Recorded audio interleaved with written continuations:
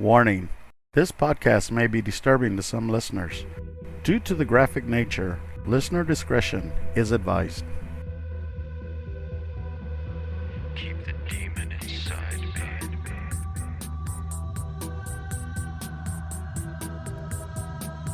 Keep the demon inside me.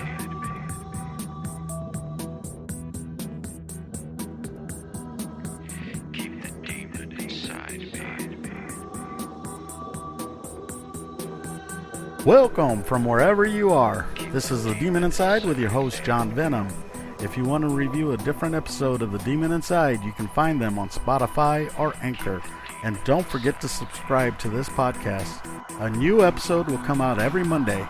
And now, to our show. Keep the demon inside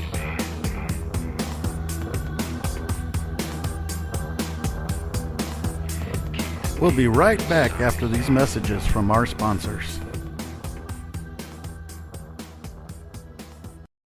And welcome back to The Demon Inside.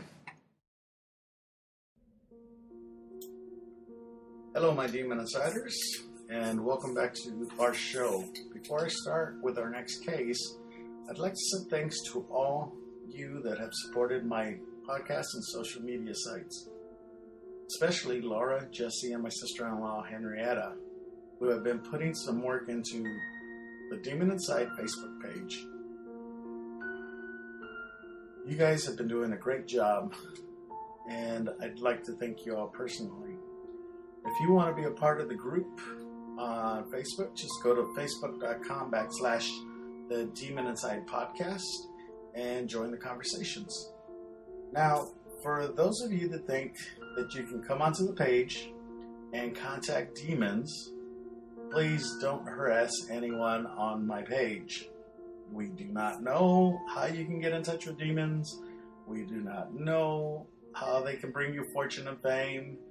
But if you do ever get fortune and fame through a demon, make sure you send me some of that money, and I will put it to good use on some of my social media sites and podcasts. So with that being said, let's get started on the Demon Inside, Glen Rogers, also known as the Casanova Killer or the Country Killer. He's left a trail of mutilated victims stretching from Los Angeles to Tampa. The FBI's most wanted, hunted for 5 murders in 5 states. He's on the run, armed and dangerous. Now it's November 13th, 1995, and my brother Glen Rogers is the most wanted man in America, with state police and the FBI on his tail. Last seen leaving the murder scene in Tampa. Rogers is armed and very dangerous. And where is Glen? He's drinking beer down the road from the family cabin. When the police spotted him, the chase was on. He rolled his window down through a beer can out on the front of my car, on the hood of my car. He then drank another beer and threw it out, hit on the hood of my car. I was afraid that this may be a bit shootout.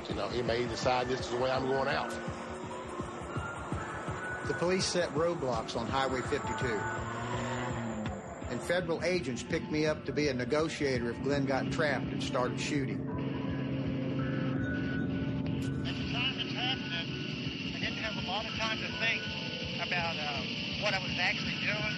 I was mainly in shock at what was going on and what they thought that my brother had done and what they had planned to do to him. Come on, let's go! They were hoping to get there in time to prevent any problem that might happen with his arrest. Maybe from being shot and killed.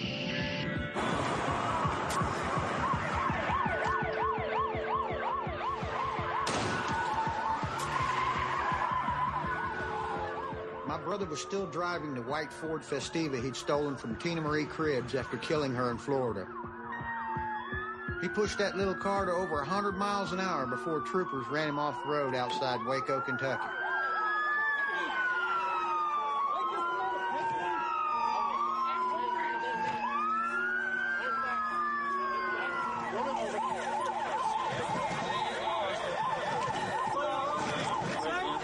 You okay? Everybody's all right. Everybody's all right. I'm all right. Get up, let's cross.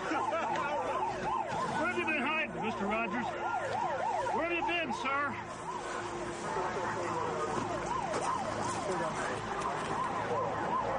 people have you killed, Mr. Rogers? Huh? How many people? You know, looking at this is emotional for me. This was a victim's car, and in that car was pieces of her jewelry and earrings, and there was a lipstick thing, and seeing that car made it very, very, very personal. Glenn, did you do this? One-on-one, talk to me in person alone. Did you do this, Glenn? Did you kill those women, Glenn? One-on-one alone. At the jail, you interview me. Did you kill the women? You hear me? Did you kill these women, Glenn? No.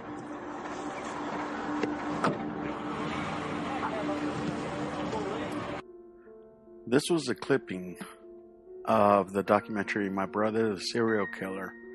And what you heard was Glen Rogers' brother, Clay Rogers, and a detective, a news reporter, and of course Glenn himself. I saw this news clip in November of 1995. I remember seeing his eyes. It seemed like they had showed them forever, but as I look at it now, it was really less than a second. But the darkness in those eyes has always stuck with me.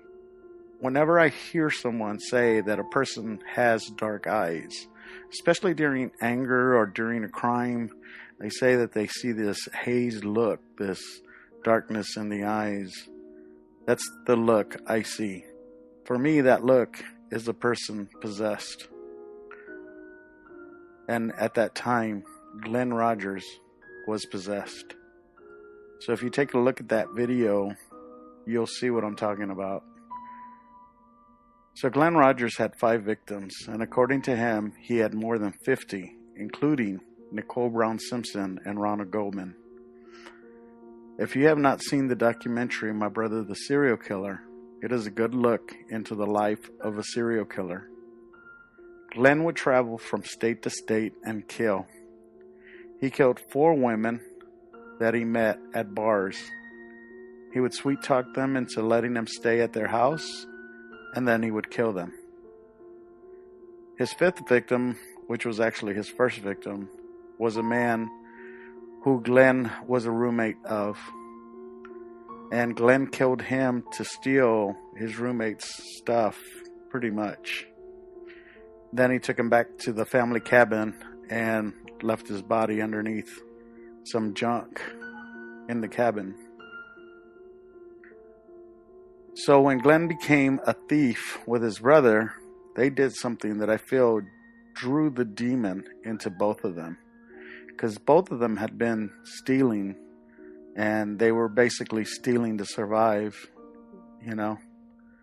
But take a listen to this of what Clay said about him and his brother. The cops never had a clue about the demons dwelling inside my brother.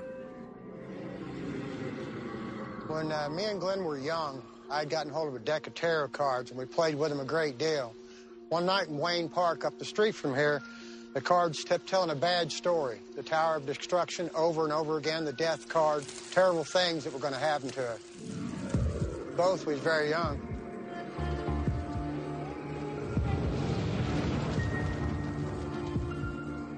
We'd grown up superstitious kids. We'd never gone to church, but the old-time religion we'd come from found us anyway.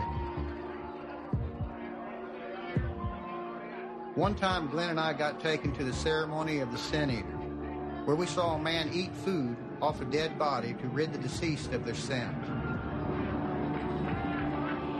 We got to know about serpents, about Satan, demons.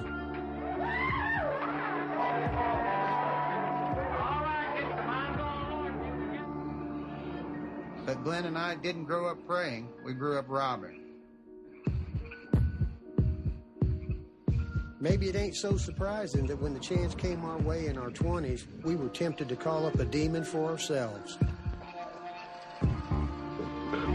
We'd had a couple beers, so we start chanting. It was like it uncontrolled, like it kept coming faster, faster, and faster. It's like you can't shut up, right? And then all at once you felt it was like claws, insect tentacle claws that clawed in your mouth, down your throat, and inside you, and you could feel it. And all of a sudden, it just stopped. I asked him about, did you feel that crawling in your throat? Glenn told me that he wasn't worried about the demon that came in because he figured the one that was already there would take care of it. So for me, this is undeniable proof. Proof that Glen Rogers acknowledges that a demon was in him. Maybe the demon would kill using Glen, or maybe he was just a passenger in the things that Glen did. Knowing that hatred, suffering, and death would soon be near, all he had to do is connect with Glen, and he would feed. So Glen and his brother watched a Sin Eater ceremony, and I'm going to explain what a Sin Eater ceremony is. Basically, 17th century diarist John Aubrey is the earliest source on the practice. He wrote that an old custom is Herefordshire had been at funerals to hire poor people who were to take upon them all the sins of the party deceased. This was a quote from someone who saw a sin eater in the 1800s. So here's the quote. One of them, I remember, lived in a cottage on Rosenhigh. He was a long, lean, ugly, lamentable rascal. The manner was that when the corpse was brought out of the house and laid on the bier, a loaf of bread was brought out and delivered to the sin eater over the corpse, and also a mazar bowl of maple full of beer which he was to drink up, and 6 in money, in consideration whereof he took upon him all the sins of the defunct, and freed him or her from walking after they were dead. So basically they would eat off of the body to free them of sin, and they could pass freely to heaven. So as I looked more into it, the Aztec did this for the goddess Nahuto, which means filthy deity, also called Ixasnu or Talquani, Aztec goddess who represented sexual impurity and sinful behavior. She was probably introduced to the Aztecs from the Gulf lowlands of Oaxaca. Tizotila was an important and complex earth mother goddess. She was a deity. The deity is what I suspect is or was in Glen Rogers. If a demon had crawled into Glen, then a deity that he had in him already would have killed the demon. A deity is a god or a goddess. The essential nature or condition of being a god, divinity, which is the actual dictionary. Glen was killing women after he would have sex with them. He was a handsome womanizer who had a slick tongue and would, with the trust of anyone, be it male or female. We will be right back after a word from our sponsors. And welcome back to The Demon Inside. In 2012 documentary, My Brother the Serial Killer examined Rogers' crimes and included claims that Rogers killed Nicole Brown and Ron Goldman in 1994. According to Rogers' brother, Clay Rogers claimed that before the murders, he had met Brown and was going to take her down. During a lengthy correspondence that began in 2009 between Rogers and a criminal profiler, Rogers wrote and created paintings about his involvement with the murders. During a prison meeting between the two, Rogers claimed O.J. Simpson hired him to break into Nicole Brown Simpson's house and steal some expensive jewelry, and that Simpson had told him, "You may have to kill the bitch." In a film interviewed, Glen's brother Clay asserts that his brother confessed his involvement.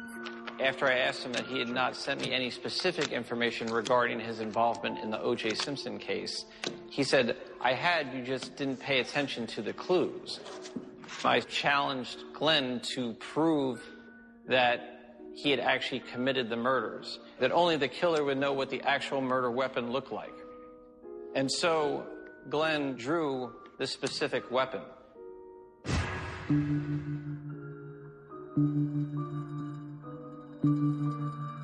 Now, Glen added a twist that he never told me. A husband's anger over a high-dollar gift that had been kept by his ex-wife was behind it all. Glen told the criminal profiler he was paid to steal back Nicole's diamonds. Can you show me a set of earrings that would cost approximately $20,000 about 20 years ago? O.J. Simpson allegedly hired Glen Rogers to get into the house of Nicole Brown Simpson and get a pair of earrings. Essentially, his belief was that they were worth $20,000. Glen told me that O.J.'s instructions were that you may have to kill the bitch. Those were his exact words. Glen Rogers explained to me that he had parked his white pickup truck, a Ford pickup truck, on a side street right by the side of the condo. He explained that O.J. knew of a spare set of keys in the rear of the condo. The idea was that actually the murder would take place inside the home. Once Glen got the keys, he then crouched down just past the front of the gate. At that moment is when Ronald Goldman walks through the front gate. Glen Rogers realized that Ronald Goldman suddenly became an obstacle that needed to be dealt with.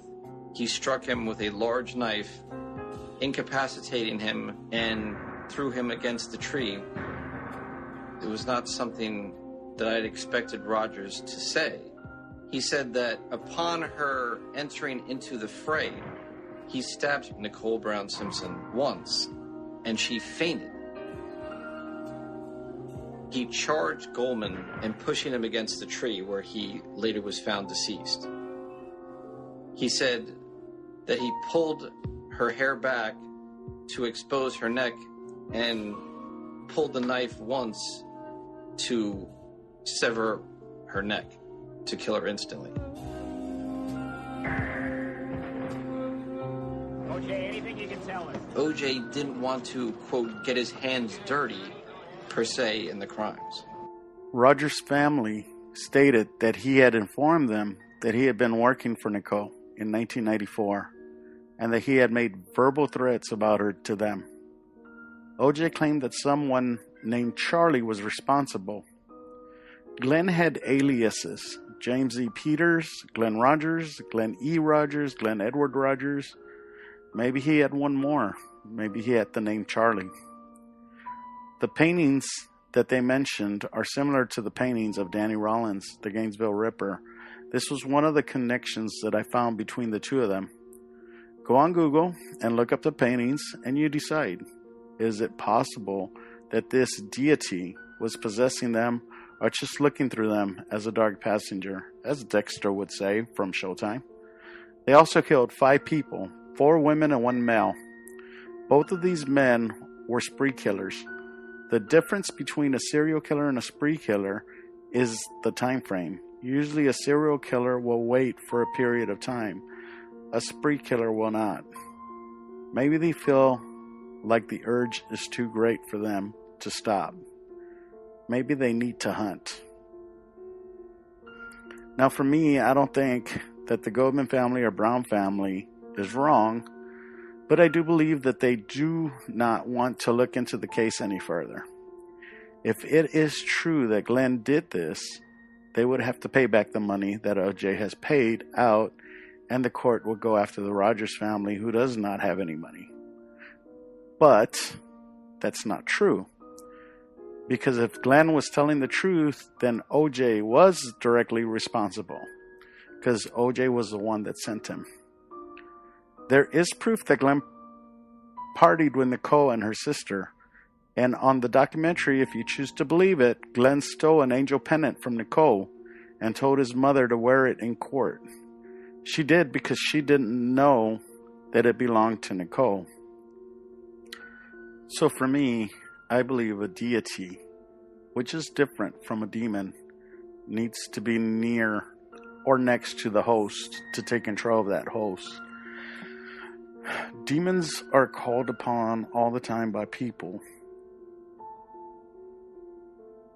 And they do not have to be named specifically when they draw them out. You know, people use the Ouija boards, or people use other items to draw in that negative energy, which draws in those demons.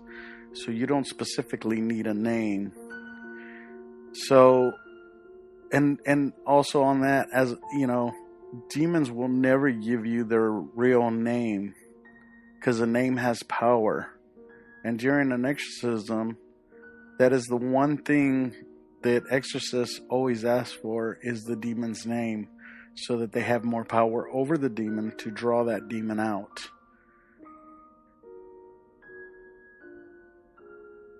A deity, on the other hand, which pretty much is a god, it would have followers that would know the deity's name. It would draw its power from people praising a deity. It would draw power from people knowing who it is and being worshipped by the followers. So maybe that's why Glenn asked his brother to be at his execution, so the deity could interclay. Of course, Glen Rogers is still on death row as of today. So because of that, it was never able to interclay. And Glen Rogers, as of today, still sits on death row. He's been there for the past 23 years awaiting his fate. So I ask you, is the deity still with them?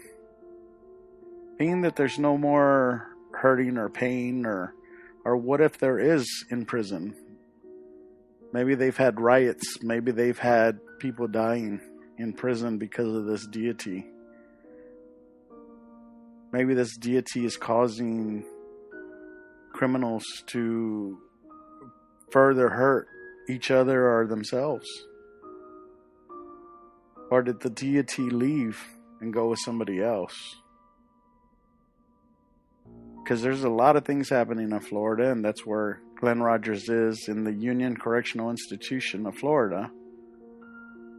And if you look him up, you can actually write him a letter, which I might try to do someday. I don't know if I need any more of that craziness.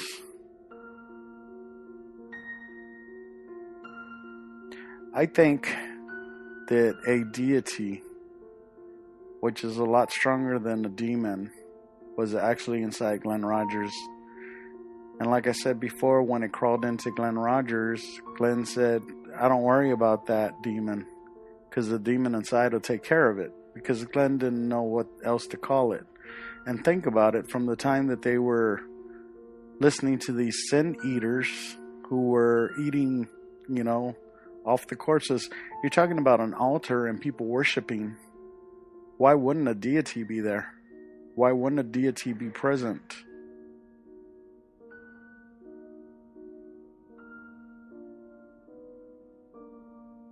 Is the deity still there? Has the deity left him? Is he a normal person now? Does he remember?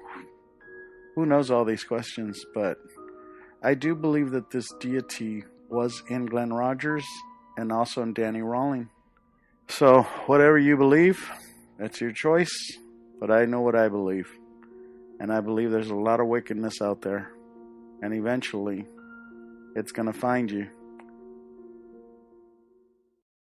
Don't forget to subscribe to The Demon Inside on Spotify, Anchor, or any other podcast directory, or through our website, anchor.fm/The Demon Inside. A new episode of The Demon Inside comes out each Monday. Let us know what you think and join the conversation on our Demon Inside Facebook page and on Instagram. We thank you for listening and hope you'll join me next Monday for a new Demon Inside. If you enjoyed this episode, tell your friends. I'm John Venom. We'll see you next time, if I don't get possessed. The Demon Inside was created and written by James Porter. It's a production of Venomous Entertainment. Theme music, Demon Inside, is on the album Conjure One by Reese Fulber. Background music was created by Lucas King.